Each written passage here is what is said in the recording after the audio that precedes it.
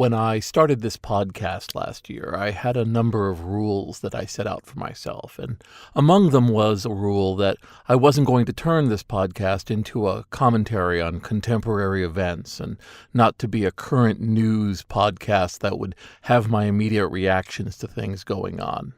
I'm not breaking that rule, but I am bending it a little bit to talk about what I did last week. Last week, I visited the Living Computer Museum in Seattle, Washington. It was an amazing experience, and I think there's some lessons to be learned. This is Jason Scott. You're listening to the Jason Scott Talks His Way Out of It podcast, a podcast about history, technology, and getting myself out of debt. Thanks to Brenda Romero, Jeff Atwood, Daniel Boyd, and the hundreds of other supporters on Patreon and other platforms who are helping me get my way out of debt. I was invited to speak at the Living Computer Museum for an event that they called Preserve It, which was essentially a combination of workshops and other presentations that both staff and related institutions were giving. And the mission of the Living Computer Museum fascinated me years ago when I was last in Seattle and I visited it. Basically, it's the brainchild of Paul Allen, one of the co-founders of Microsoft, and it was started simply because he had a number of old tapes that he wanted to read, and he was told that none of the machines that could read those tapes still existed.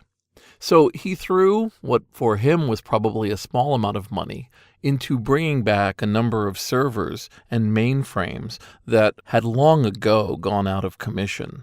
Things like the TOPS 20, various VAXs, and Control Data Corporation machines.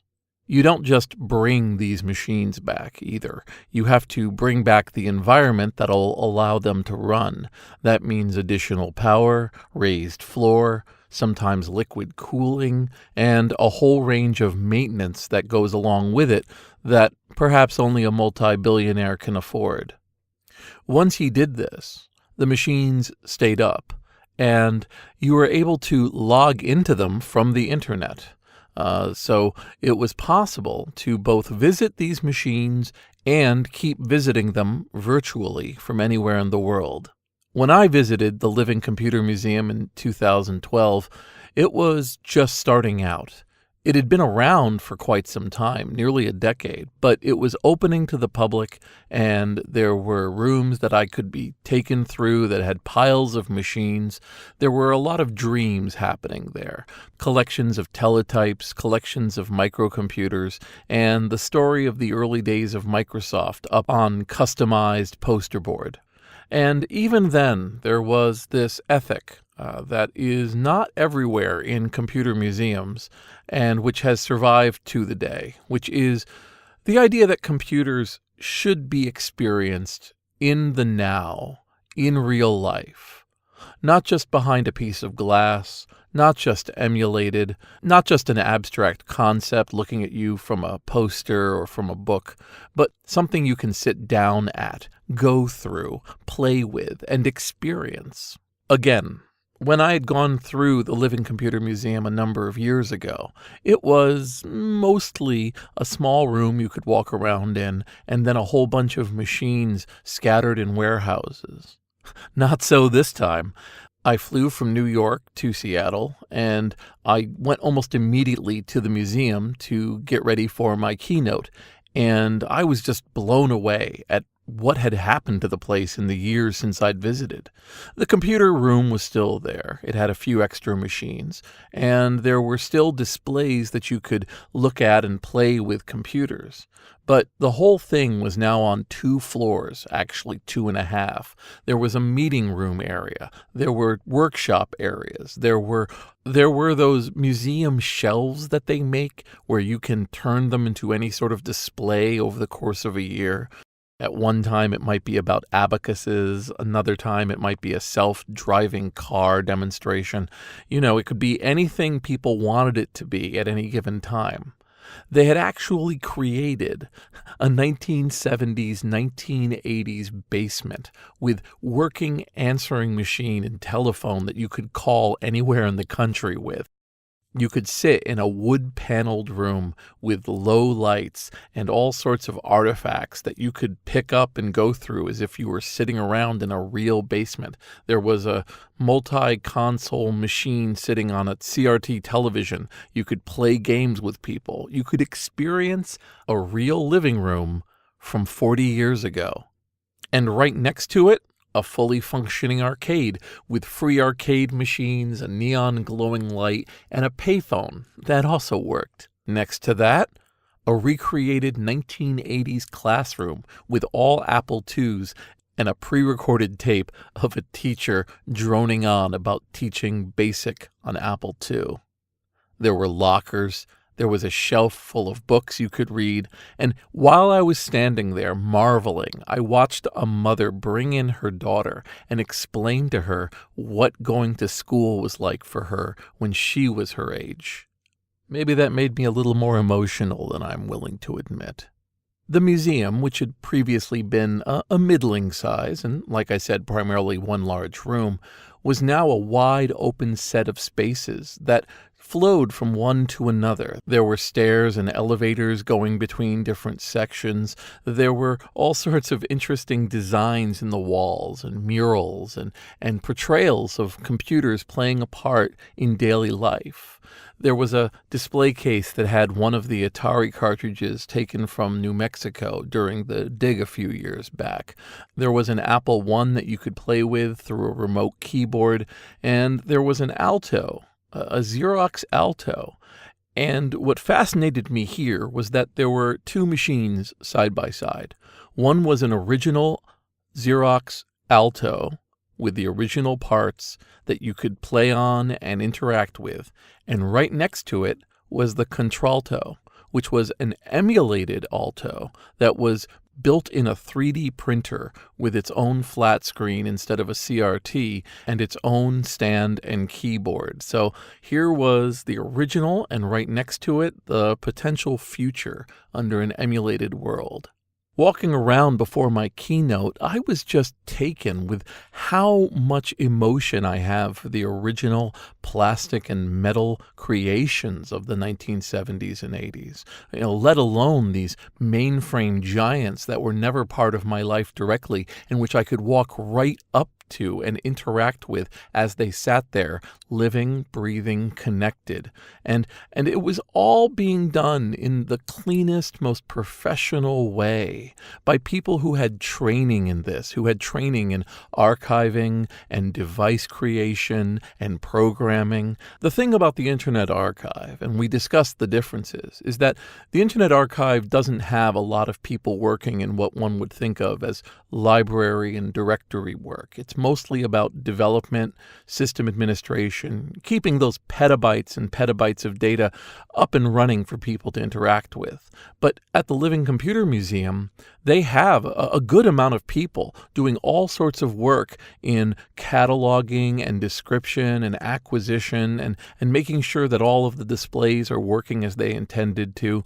It's a different world. And more than that, there was an archiving display. That just blew me away. There was a room you could walk into, and on it were shelves and shelves of Ataris and Commodores and Tandys in their original boxes. And there was a flat screen display where you could learn about all the different things that archiving involves and how you do it. And there was even an office right there in a fishbowl that you could watch somebody doing archiving and cataloging in real time. So my keynote was pretty straightforward from my point of view. I just mostly talked about the Internet Archive, what made it happen, how we were going about our problems and what we were trying to solve, and then demonstrating some of the collections and solutions while talking about the pros and cons of our approach. I think people liked it. It went on for about an hour, and I answered a whole lot of questions. And a number of fans and friends came to it, and it was really nice to see them again.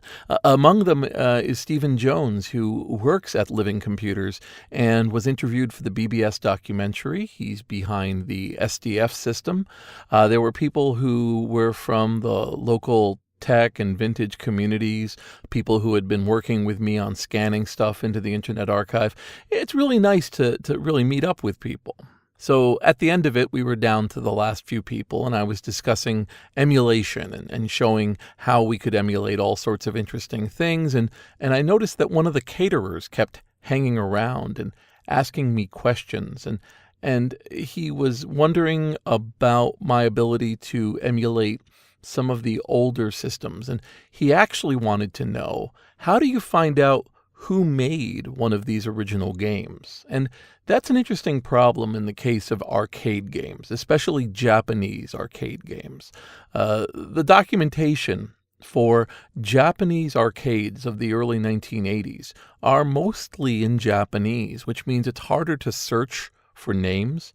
Like, if you want to know who created Mr. Do, or you want to know who created Galaga, you have to search sideways, because it's not just a matter of typing in Galaga creator. So he was really interested in the creator of Galaga, and I showed him who was the managing director, who was the lead developer, and who did the sound. And it was at that point that he introduced himself, and he was the world record holder for Galaga, working as a caterer at the Living Computer Museum while I talked about emulation. You never know who you're going to meet. So when I'm asked to speak at an event like this, and especially one where people either pay for travel or they even pay some sort of honorarium, I consider it part of the deal that I make myself available as much as possible during the time I'm there. So if somebody flies me in for 3 days, if the event is 2 of those days, I will make myself available for those 2 days. I just think it's right. Sometimes I ask them if they want me to be around for some sort of dinner or work meetings or meeting a number of people who are affiliated with their organization. I just consider it an important part of being a good guest, is to make myself available, to be there for them. So there were 2 days of talks at Preserve It after I was there, and I made it a point of attending all of these presentations. And I'm under the impression many of them are going to come out. There were presentations about typography and videos and how the Living Computer Museum sees its place in the future. There's actually some really amazing work being done there, especially in a place that I don't normally get a chance to work in, and that's working with old disk platters. A lot of the machines that people think of as being mainframes had these platters of disks that would provide something on the order of a few dozen megabytes into one location. But there are a number of very large platters that were inside of these plastic cases, and decades of use have made them oxidize and in some cases literally crumble if you move them. And the Living Computer Museum is working on a scientific instrument that will read the magnetic signals off of the disk visually using tools and then produce a 1 terabyte disk image that can then be read to turn it into actual data. This is really exciting work. It's not happening in a lot of places. It won't surprise you to hear that I'm getting contacted about really obscure formats and being asked, can I transfer it? And the answer is no. I'm really good with floppy disks now. I'm good with CD-ROMs. I'm good with cassette tapes. But you can only do so much with the equipment you have. And I've been trying to partner with all sorts of people about getting to these formats that are in true danger of going into true oblivion. And to know that the Living Computer Museum is spending all of this time for this really hard to get format, I mean, that's a breakthrough. You see, while it may seem like I'm really steeped in all sorts of vintage computing technology and that there's nothing that I can't deal with and no subject that's outside of my reach, that's just not true. There are areas of expertise that I have. There are people who I know to contact. And a lot of my work is just simply brokering between these different groups. There's people I know for dealing with videotapes and floppy disks and CD-ROMs. And there's all sorts of other media that need help. And I don't know who to talk to. And at this event, I learned of even more options. We are running out of time. I wrote a blog entry a few years ago called Floppy Disks, It's Too Late. And in that, I talked about floppy disks basically being extinct, being either completely unreadable or coming so close to it that we were going to start losing things left and right. And while it turned out that things were a little better than I said in that blog entry, the fact is that a lot of stuff is going to disappear, never to be seen again, if we don't act fast. This year, I'm really focusing on trying to find caches of floppy disks, CD-ROMs, and other media, and just getting it online. We have been really lucky these last couple of years. Thousands of Apple II floppies have been put up, and Amiga disks are being read left and right, and there's all sorts of breakthroughs happening when it comes to magnetic tape and reading things like 8 and 9-track tape, but none of this work can be done unless we are holding the media in our hands. I'm worried, frankly, about caches of data being kept aside while somebody says they'll get to it eventually. Eventually is not going to work with magnetic data. It's just falling apart in our hands. And so I feel like I have to keep beating that drum. There's lots of stories of people finding old user group collections or old computer store bins and being able to turn them into something that they can read from. The fantastic work of the Dumping Union, which is a group of volunteers lightly affiliated with the MAME emulator that go around and buy or borrow arcade boards from collectors and then read the ROM so that we get versions of arcade games for which there may only be one copy extant. These are heroic acts, and they are going on all the time, but it's not enough. It's got to be more. And there are a number of people who are still in the mindset of holding back and thinking of things in an eBay paradigm where something that's been dumped is no longer valuable. But as the Living Computer Museum shows, there's nothing like having things in your hand. I mean, emulation work is critical and important, but it doesn't obviate and destroy the value of the original artifacts. We need those artifacts to understand things, but we can't just treat these items like they will be around forever in a day or won't need all sorts of repairs. Speaking of repairs, there was this thing that I saw at the Living Computer Museum. There was a Control Data Corporation mainframe. It's actually Freon cooled, and there were these memory modules. Now, the thing about the memory modules is that they eventually die. And somebody had created, from scratch, a replacement memory module. They had read the documentation, and from the ground up, created a fabricated board that they had made that would replace the function of a memory module as it died. This was like looking at a true Mr. Fusion from Back to the Future. It was this green item from the 21st century that was running inside of a machine from nearly half a century earlier.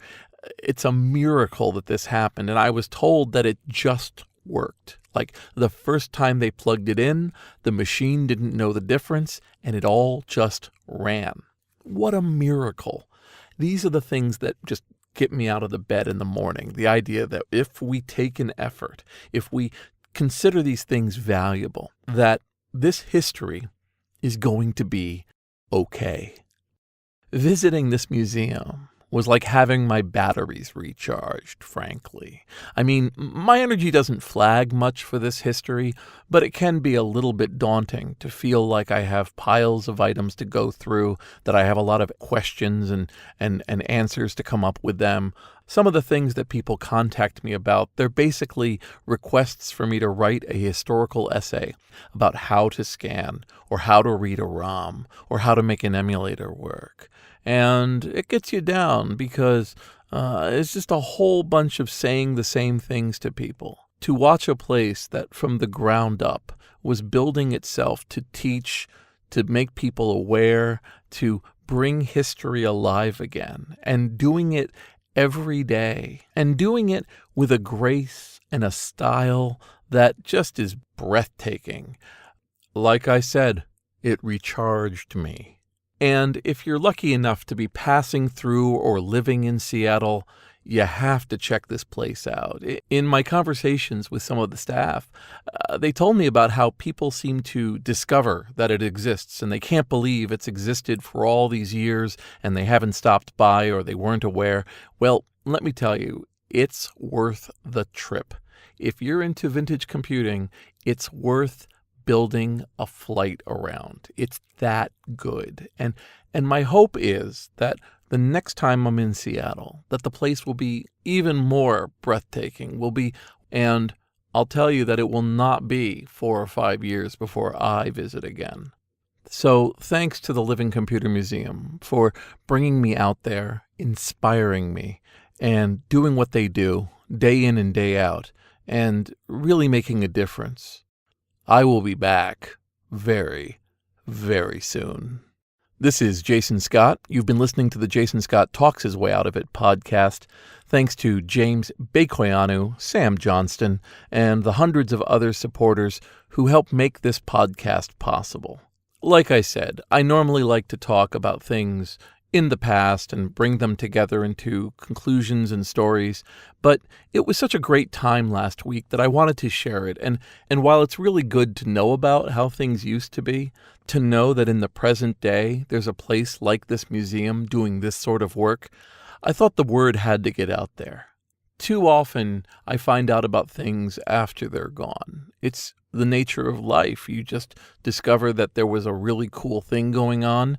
It ended, and then years later, I find an artifact, a printout, or some story about it existing, and I'm sad. But to see what they've done, it just blows me away. Thanks so much for listening. I'll see you next week.